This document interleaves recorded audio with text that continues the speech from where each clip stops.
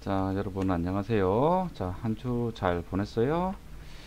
자, 오늘 우리 부가치세 신고납부 7주차 우리 10월 12일 강의 1교시 수업 진행하도록 할게요. 자, 우선 수업 진행에 앞서가지고 공지사항을 먼저 해 주도록 할게요. 자, 지금 우리 8주차가 10월 19일입니다. 그죠? 자, 우리 8주차가 우리 중간고사 기간이죠. 그죠? 자, 10월 19일이고요. 자, 요거 처음에 우리 시험을 대면 수업으로 원래는 하기로 하려고 했는데 아직까지 그 조금 코로나 사태가 진정도 안 되고, 자, 회사에서 조금 학교에서 조금 안전하게 자, 이거 비대면으로 해야 되겠다. 뭐 가제물 제출이나 또는 비대면 시험으로 그렇게 진행을 하자라고 방침이 내려왔습니다.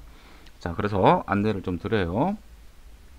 일단은 우리 대면 시험이 안 되기 때문에 전학기와 마찬가지로 가제물 제출로 대신할 거예요. 아셨죠? 네. 그리고 이 중간고사 기간에는요, 자, 수업이 없습니다. 그러니까 10월 19일에는 수업이 없어요. 네. 자, 그래서 8주차 수업은 없는 거 조금 기억을 해 주길 바라고요. 자, 우리 리포트 주제에 대해서 조금 이야기를 좀 해볼까 합니다. 자, 지금 우리 재량평가 리포트도 지금 있고요. 그리고 우리 중간고사 대체 리포트도 지금 있는 상황입니다. 자, 재량평가는 주제를 제가 이걸로 잡아봤어요. 자, 우리 한수효과 그리고 누적효과, 우리 제가 수업 시간에 한번 설명을 했죠. 자, 이론상으로는 이 한수효과 누적효과 중요도가 좀 있습니다. 자, 중간에 면세사 합자가 껴있을 경우에 우리 한수효과와 누적효과 발생하죠. 자, 그래서 이런 한수효과와 누적효과에 대한 개념, 그리고 어떤 원인 때문에 발생을 하는지, 그리고 그와 관련된 사례를 소술하는 겁니다. 자, 지금 우리 로그인 교재로는 이 한수효과와 누적효과 적지 못할 거예요. 그래서 여러분들이 조금 연구를 좀 해야 됩니다. 다른 부가가치세를 좀 심층 있게 공부할 수 있는 그런 어떤 서적이라든가 그런 것들이 좀 필요가 할 거예요. 자, 이게 재량평가 리포트 주제입니다. 자, 11월 13일 금요일까지, 자, 우리 한 달이라는 시간이 있습니다. 그죠? 한 달이라는 시간이 있기 때문에 그때까지 우리 재량평가 리포트 그리고 중간고사 리포트도 똑같이 제가 기한을 잡았거든요. 이거 충분히 우리 연구하고 분석한 다음에 리포트 제출 가능합니다. 기한을 넉넉히 줬어요. 자, 우리 중간고사 대체 리포트는요, 자, 우리 제야의 공급에는 우리 실질 공급과 간주 공급으로 구분이 되죠. 자, 그렇다면 이 간주 공급도 여러 가지 이렇게 구분이 됩니다. 뭐 자가 공급도 있고, 사업상 증여도 있고, 개인적 공급도 있고, 피 없이 잡는 조화도 있어요. 자, 이러한 우리 간주 공급에 대한 개념, 그리고 이런 카테고리 범위, 그리고 관련된 사례를 소술하는 문제입니다. 자, 중간고사 대체 리포트는 여러분들이 꽤 잘 써내려갈 거라고 생각을 하는데, 재량평가 리포트는 조금 우려가 됩니다. 자, 하지만 우리는 어떤 수업 목적으로 지금 부가가치세 공부를 하는 게 아니죠. 그래서 어느 정도 이론 베이스를 깔아야 되기 때문에, 자, 이런 개념으로 재량평가 리포트를 출제를 한번 해봤어요. 자, 전학기에도 그랬지만 우리가 리포트로 어떤 그 점수를 부여를 한다는 것은 상당히 출제자 입장에서도 많이 곤혹스러운 일입니다. 그럼 여러분들은 어떻게 해줘야 되느냐?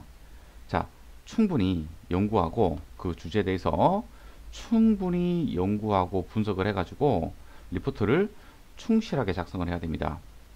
자, 조금이라도 다른 친구들과 차이점이 있는 그런 내용들은요, 충분하게 서술해 주세요. 충분하게 서술을 해주세요. 뭐 알고 있겠지. 아, 저는 알고 있습니다. 하지만 여러분들 입장에서 리포트를 작성하는 거기 때문에 저를 기준으로 작성하지 말고 여러분들 기준에서 작성을 해주세요. 뭔가를 알고 있으니까 제외하겠다, 이런 것들은 하면 안 돼요. 알고 있든 모르고 있든 내용을 충분하고 그리고 그 뭐냐 최대한 많이 표현하려고 풍부하게 설명을 하려고 좀 해주세요. 자, 하지만 여러분들이 이런 주제와 벗어난 내용들을 적어준다면, 내용을 채우기 위해서 적는다면, 그거는 간점 처리를 할 겁니다. 자, 여러분들 리포트가 오게 되면 거의 수준이 비슷비슷합니다. 한 60% 정도는 비슷비슷합니다. 하지만 누군가는 좋은 학점을 받아야 되고 누군가는 나쁜 학점을 받을 수밖에 없죠. 따라서 여러분들이 그 차이점을 만들어 줘야 됩니다. 저한테 적극적으로 조금 어필을 해 주셔야지 제가 여러분들한테 좋은 점수를 부여할 수 있습니다. 아시겠죠? 자, 요 내용 제가 공지사항에도 올려놓을 테니까 절대로 까먹지 말고 제출하도록 하세요. 리포트가 하나라도 들어오지 않는다면 아마 좋은 점수를 기대하기는 굉장히 어려울 겁니다. 아셨죠? 자, 그렇다면 오늘 수업 진행하도록 하겠습니다. 자, 오늘은 챕터 4장이고요. 가세표준과 세금계산서에 대해서 공부를 하려고 합니다. 자, 1절 가세표준입니다. 자, 우리 가세표준에 대한 정의를 살펴봐야 되겠죠? 자, 가세표준의 정의는요, 세액 산출의 기초가 되는 가세 대상의 수량 또는 그 가액을 우리는 가세표준이라고 이렇게 얘기합니다. 그래서 이 가세 대상이 수량이면 종가세라고 이야기를 하고요. 가세표준이 여기 수량 가액, 다시요. 제가 잘못 말했네요. 자, 수량이면 종량세라고 하고요. 가액이면 종가세라고 이야기를 합니다. 자, 이거 조금 우리는 밟아가면서 조금 내용을 봐야 되기 때문에, 자, 가세표준, 에코 너무 작네.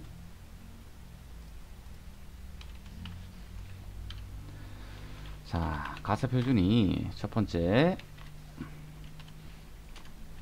자, 수량인 경우가 있고요. 자, 가세표준이 가액인 경우가 있다, 그죠?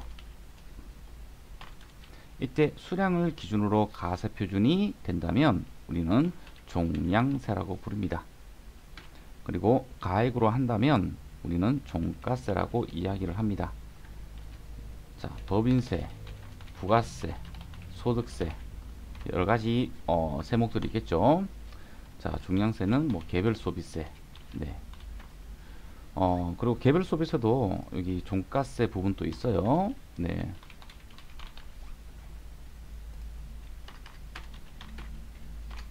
네, 요런 현실적으로 요런 세목들이 조금 있습니다.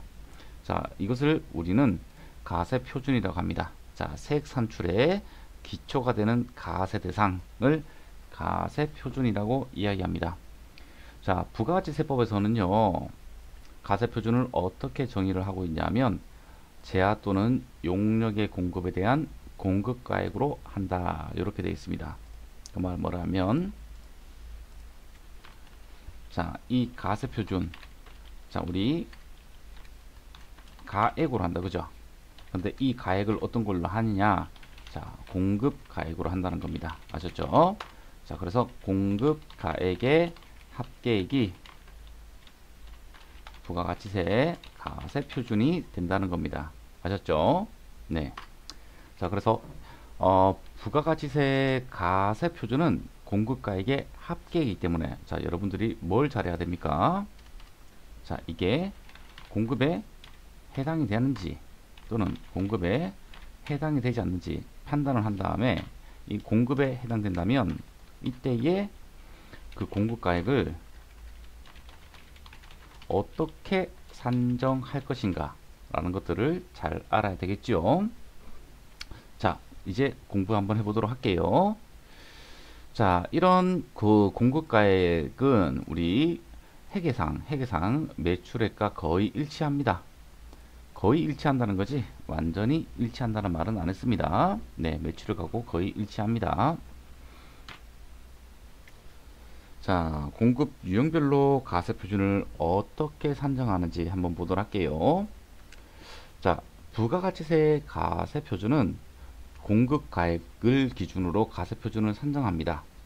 자, 여기에서 사업자는 자, 10% 세율을 적용하거나 또는 0세율을 적용한다면 0% 세율을 적용을 해가지고 매출세액을 산정을 하죠.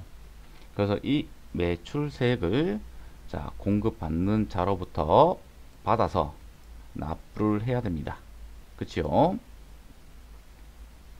자, 이러한 가세 표준은요, 자, 대원칙이 있습니다. 자, 대원칙은 자, 일단 시가라고 우리 알아둡니다. 아셨죠? 자, 시가.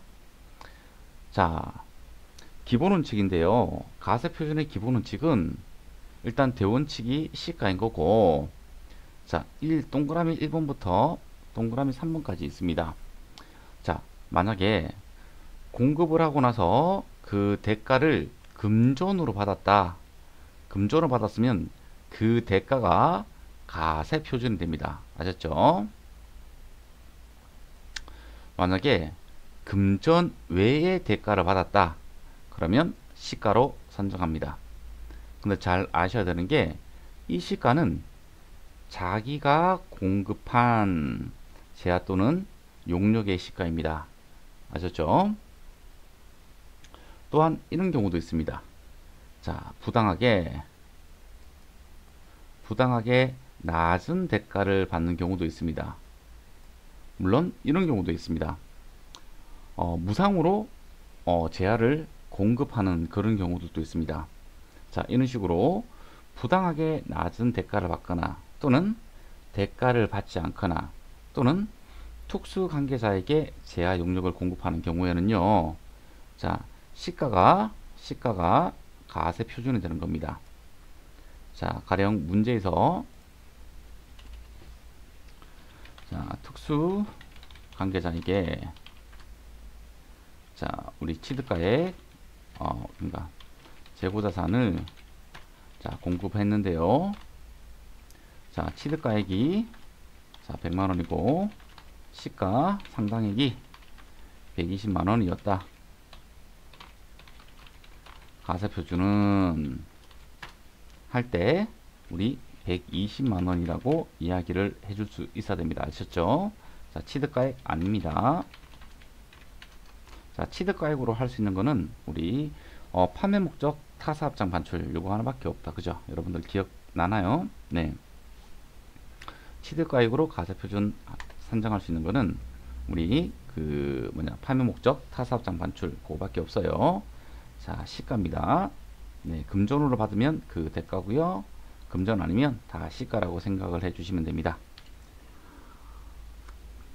자, 가세표준에 포함되는 거 그리고 포함하지 않는 거 우리 살펴보도록 할게요. 자, 가세표준에 포함되지 않는 거 그러니까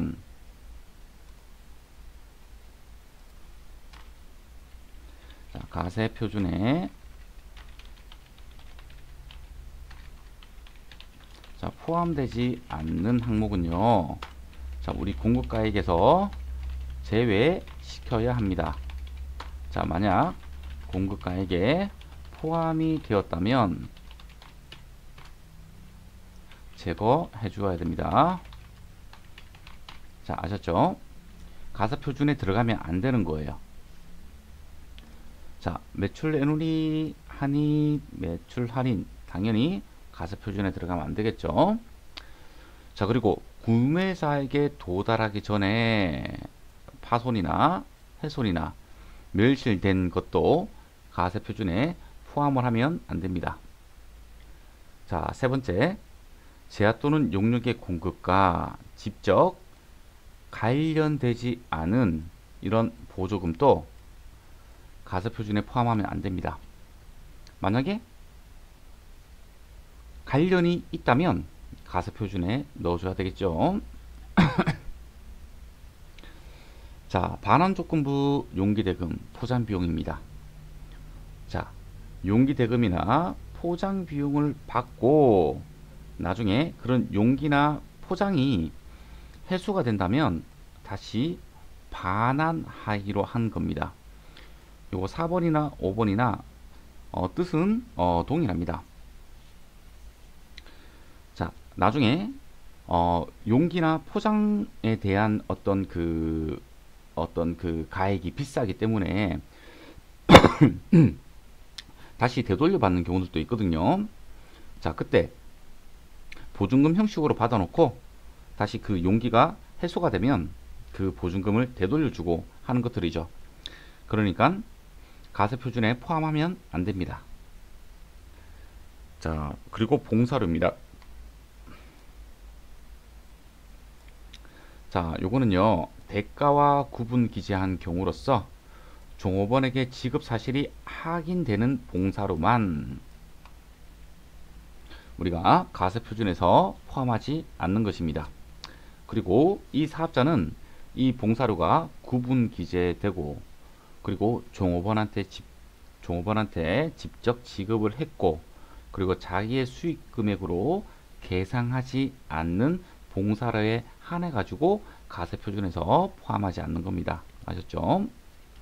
자, 그리고 연체이자입니다. 자, 그리고 연체이자. 자, 연체이자 중요합니다. 네, 요거. 연체이자도 가세표준에 포함되지 않습니다. 아셨죠? 자, 이번에는 가세표준에 포함하는 거 보도록 할게요. 자, 할부 판매를 했을 때의 그 이자 상당액입니다. 자, 여기서 비교를 해야 되겠죠. 자, 여기 연체 이자는 포함하면 안 됩니다. 하지만 할부 판매 이자 상당액은 이렇게 포함합니다. 연체 이자는 포함하지 않습니다. 아셨죠? 자, 두 번째. 대가의 일부분으로 받는 운송비, 포장비, 하역비, 운송보험료, 산지보험료 이런 것들입니다. 대가의 일부분으로 받는 거기 때문에 가세표준으로 봐야 된다는 것입니다. 자, 이번에는 가세표준에서 공제하지 않는 것입니다. 자, 첫 번째. 자, 우리 대손금입니다. 자, 우리 외상 매출이 발생했을 때 회계 처리 이렇게 하죠. 자, 차변에 외상 매출금. 자, 대변에 제품 매출. 자, 이렇게 할 겁니다.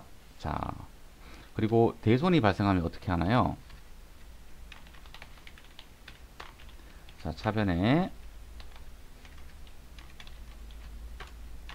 대손 충당금 또는 대손 삼각비가 나오겠죠. 초과분에 대해서는. 그리고 대변에 외상 매출금을 제거해 주면 되겠다. 그죠? 자, 보세요. 이 외상 매출금 제품 매출로 인식을 했죠. 하지만 이 대손 발생한 이 금액을 이 제품 매출과 직접 상계하진 않아요. 그죠? 이렇게 직접 상계하진 않아요. 그 말은 이렇게 안 한다는 겁니다.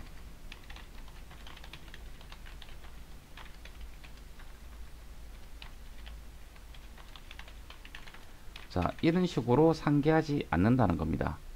아셨죠? 제품 매출은 그대로 찍혀져 있어요. 그죠? 나중에 제품 매출이 인식된 것만큼 나중에 어떻게 해요? 대손 처리를 하면서 우리 비용으로 떨어야 되는 것들이지 제품 매출 자체를 깎아내리진 않아요. 그쵸? 이렇게 안 한다는 겁니다. 자, 그럼 우리 회계에서도 이러는데 부가세에서는 어떻게 하고 있을까요? 자, 우리 매출세액입니다. 자, 매출세액은 가세표준에서 세율을 곱하면 매출세액이 됩니다. 자, 그런데 이 매출세액에서 나중에 대손세액을 차감합니다. 대손세액을요. 자, 그렇게 되면 납부세액은 아니고요. 이게 최종적으로 이제 그거 뭐냐 매입세액과 매입세액을 차감해야 되는 매출세액이 되는 거죠. 자, 요거는 그 뭐냐 신고서상의 그 우리 매출세액의 합계, 그리고 이거는 대손세액을 차감한 매출세액입니다. 아셨죠?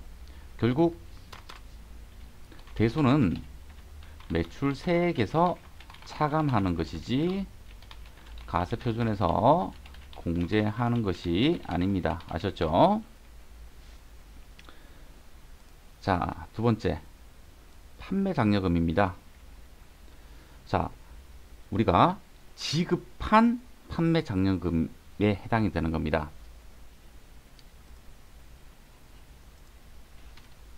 자, 지급하는 판매장려금, 그리고 수령하는 판매장려금 보도록 할게요. 자, 우리가 어떤 물건을 잘 팔기 위해서 어떤 판매처한테 우리가 어떤 금전으로 판매장려금을 지급할 수가 있습니다. 자, 그렇다면 자, 우리가 판매를 하고 나서 받는 금액, 그리고 이렇게 하면 이해가 나요. 자, 우리 위탁자가 있고, 자, 수탁자가 있고, 소비자가 있습니다. 자, 그러면 자, 수탁자는 소비자한테 판매를 하고 나서 자, 요렇게 돈을 지급하겠죠. 네. 자, 그런데 이 위탁자가 어떻게 해요? 수탁자한테 많이 파셨네요, 또는 좀 잘 팔아주세요 라고 요렇게 가는 겁니다. 자, 이 돈은 자, 매출에 대한 위탁자의 매출에 대한 돈 금전을 수탁자로부터 받는 거고요. 자, 다시 위탁자가 수탁자한테 주는 요 돈은요, 자, 지급하는 판매장려금이 되어버리는 겁니다. 그러니까 이 위탁자는 요럴 수가 있어요. 자, 어차피 매출로 인해서 수취하는 자, 금전과 그리고 지급하는 판매 장려금을 상계해서 우리 부가세 신고를 할 수도 있을 겁니다. 하지만 안 됩니다. 자, 왜냐하면요, 자, 매출은 가세 표준으로 가는 거고요. 그리고 자, 우리 소득세법을 해야 되니까 나중에 자, 소득세법상 총 수익금액에 해당이 됩니다. 자, 하지만 지급하는 판매장려금은요, 자, 소득세법상 비용에 해당됩니다. 판매비와 관리비에 해당이 됩니다. 자, 그래서 나중에 소득세를 계산하는 데 있어 가지고는요, 이 매출에서 판매장려금을 차감해서 이익에, 그리고 세율을 곱해서 세금을 납부하면 그만이지만 부가세는 그렇지가 않다는 겁니다. 자, 부가세는 이 매출에다가 10%를 곱한 금액을 자, 매출세액으로 납부를 하고요. 자, 판매장려금은 부가세랑 관계가 전혀 없습니다. 소득세법상 비용 처리해야 되는 겁니다. 아셨죠? 만약에 이게 상계가 되고 나면 부가세를 축소해서 신고를 하는 그런 꼴이 돼버리기 때문에 그렇습니다. 자, 하자보증금입니다. 자, 하자보증과 관련된 돈까지 우리 건설회사가 받았습니다. 그리고 건설했습니다. 근데 이것을 나중에 하자공사 때 어차피 사용해야 되는 돈이기 때문에 이거는 나의 매출이 아니다 라고 주장을 할 수 있지만 아닙니다. 일단은 가세표준에 모두 다 잡아놓고 나중에 하자공사를 할 때 그때 비용으로 처리를 해야 되는 그런 성격입니다. 아셨죠? 자, 가세표준에 포함되지 않는 거, 가세표준에 포함되는 거, 가세표준에서 공제하지 않는 거, 요거 구분해 가지고 여러분들 잘 알아줘야 됩니다. 아셨죠? 자, 이번에는 거래 형태별로 어떻게 가세표준을 산정하는지 우리 살펴보도록 하겠습니다. 자, 우리 외상 판매, 할부 판매, 자, 여기에서 할부 판매는 단기 할부 판매를 의미합니다. 자, 통상적으로 이 할부 판매라고 하게 되면 단기 할부 판매를 의미합니다. 아셨죠? 자, 가세표준은 공급한 지하의 총가액입니다. 자, 만약에 장기 할부 판매나 또는 이런 조건부 그 판매가 이루어졌다 또는 공급이 이루어졌다 싶습니다. 계약에 따라서 받기로 한 대가의 각 부분입니다. 자, 계약에 따라 받기로 한 대가의 각 부분이기 때문에 이렇게 될 수도 있습니다.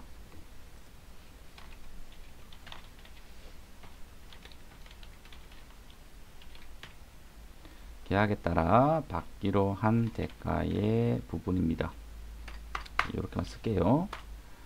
자, X1년도, 자, X2년도, 자, 이렇게 있습니다. 자, 계약금은 이때 받고, 중도금도 중도금 1차도 요때 받고, 자, X2년도에 중도금 2차 요렇게 받고, 또 잔금 이렇게 받을 수가 있습니다. 자, 그러면 각각 이게 만약에 뭐 2기 있고, 자, 이게 2기 예정일 수도 있고요. 자, 중도금 1차가 자, 2기 확정일 수도 있고요. 그리고 중도금 2차가 내년 1기 예정일 수도 있고요. 잔금이 1기 확정일 수도 있습니다. 자, 그때 그쵸? 그때 그 가세 기간에 포함을 시켜 가지고 우리가 가세 표준을 선정을 해야 된다는 겁니다. 아셨죠? 자, 이번에는 외국 통화로 수취했을 때 그때는 가세 표준을 어떻게 산정하느냐입니다. 자, 이거 되게 쉽습니다. 자, 이렇게 반틈을 잘라요. 자, 공급 시기 전에 우리가 외화를 받은 다음에 한가를 했다. 그러면 그 한가한 금액을 가세 표준으로 잡아주면 됩니다. 하지만 공급 시기 전에 외화를 수령했는데 한가하지 않거나 또는 공급 시기 이후에 통화를 받거나 하게 되면 우리 공급 시기에 환율을 적용해서 우리가 가세 표준을 잡아주면 됩니다. 아셨죠? 어려운 개념 아닙니다. 한번 예를 들어 볼까요? 자, 주식회사 한강의 거래 내역을 붕괴하시오. 자, 4월 1일 미국 기업인 애플사에 자, 제품 $10,000다. 그죠? 수출 계약을 체결하고 계약금 $1,000를 보통 예금으로 수취했네요. 이때 환율은 1,200원이었대요. 자, 4월 1일입니다. 자, 환율이 1,200원이겠다. 그죠? 자, 요거 계약금으로 받았으니까 어떻게 돼야 되죠? 그렇죠. 선수금이라고 잡아줘야 되겠다. 그죠? 요렇게. 그리고 계약금으로 $1,000를 받았으니까 환율이 어떻게 되나요? 그렇죠. 1,200원이 됩니다. 그래서 이 $1,000에다가 1,200원을 곱해가지고 선수금으로 잡아줬습니다. 선수금으로. 자, 그런 다음에 4월 30일 날에 자, 애플사에 선적을 완료했네요.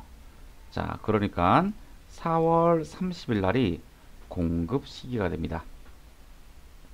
자, 나머지 잔금은 선적 후 15일 이내에 받기로 했대요. 자, 선적일이 공급 시기이기 때문에 우리는 선적일의 기준 환율을 써야 됩니다. 자, 요럴 때 자, 선수금을 원화로 한가한 경우와 한가하지 않은 경우에 대해서 분개를 해보라는 겁니다. 자, 기업회계 기준에 따라서 자, 이 손수금은 받을 당시에 환율을 적용합니다. 아셨죠? 자, 첫 번째 상태입니다. 자, 이 손수금을 한가를 하면 어떻게 될까요? 한가를 하게 되면 이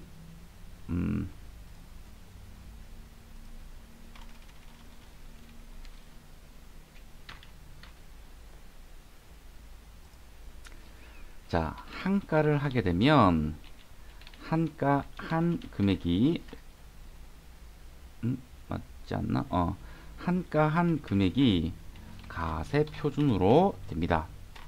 하지만 미한가가 되었으면요, 우리 다시 공급 시기, 그러니까 선적일의 환율을 적용해서 가세 표준을 잡아줘야 됩니다. 자, 근데 미한가 했을 때는 이런 문제점이 있습니다. 자, 우리 계약금이 지금 우리 손수금으로 인식이 되었잖아요. 자, 그러면 첫 번째, 자, 손수금을 수취한 시점의 환율, 그리고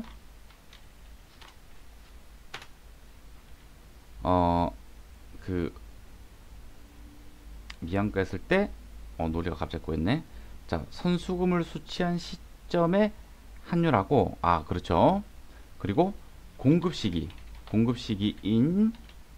선적일에 자, 환율이 서로 다릅니다.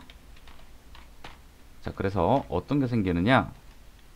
외화 차손익이 발생하게끔 되어 있습니다. 자, 볼게요. 자, 여기서 말하는 손수금은 요겁니다. 그죠? 자, 요거를 상계해 줬습니다. 상계를 해줬어요. 자, 제품 매출은 어떻게 잡아야 되죠? 제품 매출. 자, $10,000죠. 자, $10,000. 이건 지금 한가한 경우네요. 자, 우리 제품 매출에 대한 가세표준 잡아볼게요. 제품 매출에 대한 가세표준입니다. 자, 첫 번째. 자, 한가한 경우에요. 자, 여기서 제품 매출은 어떻게 되죠? 자, 계약금. 자, 계약금. 자, 한가한 금액 더하기 그리고 잔금 곱하기 그 공급 시기의 환율, 그렇죠? 선적일의 환율을 곱해주면 됩니다. 자, 이것을 금액으로 계산하게 되면 자, 한가 금액이 120만 원이었고요. 더하기 자, 잔금이 얼마였어요? 자, $1,000 빼기 $1,000 빼고 되면 $9,000다. 그죠? 자, 곱하기 자, 공급 시기의 환율이 1,300원입니다. 그죠? 1,300원. 자, 그렇게 되면 1,290만 원이 제품 매출 그리고 가세 표준이 됩니다. 자, 두 번째. 한가하지 않은 경우입니다. 자, 이때 제품 매출은 어떻게 되죠? 한가를 안 했으니까 뭐예요? 계약금액에다가 선적일에 환율을 곱해주면 되는 겁니다. 자, 계약금액이 얼마? 자, $10,000입니다. 자, 곱하기 선적일의 환율이 1,300원입니다. 그러면 1,300만 원이 되겠지요. 자, 한가한 경우 1,290만 원, 그리고 한가하지 않았을 때 제품 매출이 1,300만 원입니다. 자, 부가세대로 하게 되면 자, 이 외상 매출금 어떻게 되나요? 자, 1,170만 원 되겠다. 그죠? 왜냐면 이 공급 시기에 1,300만 원 곱하기 그 $9,000를 하면 되잖아요. 그죠? 하지만 기업 회계에 따라서 하게 되면 조금 달라집니다. 어떻게 해요? 미한가 했을 때로 이렇게 됩니다. 자, 요 내용부터는 우리 잠시 쉬었다가 2교시 때부터 다시 설명을 이어 나갈게요.